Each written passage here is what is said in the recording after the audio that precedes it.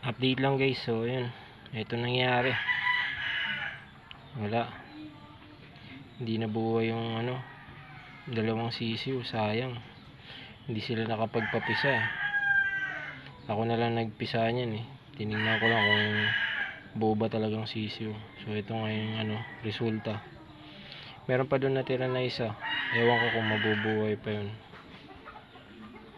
pero sana kahit isa lang merong may matira.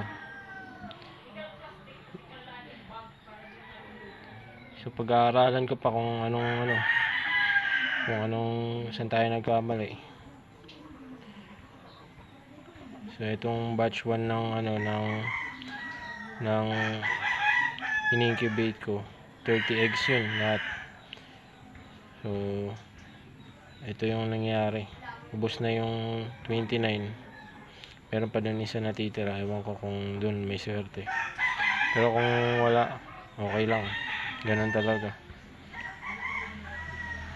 Mahirap talaga palang mag-incubate ng mga sisiw, lalo na dito sa amin, kasi madalas kasi dito brownout.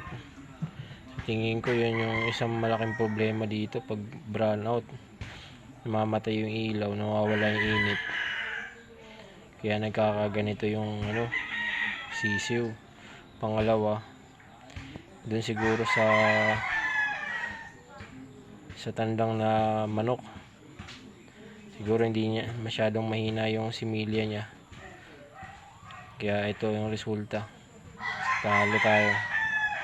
Tingnan natin yung second batch saka yung third batch, malaman natin kung okay sila.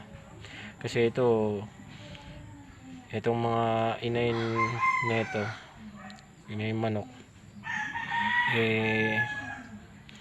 mga first time pa lang nilang mga itlog din, kasi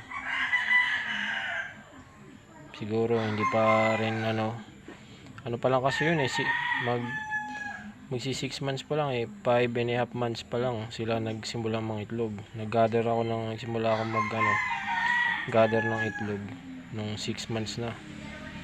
Ewan ko kung enough na yun na sa isang manok maturity nila,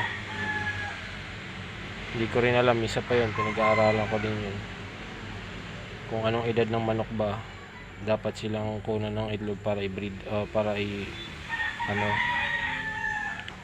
i-incubate.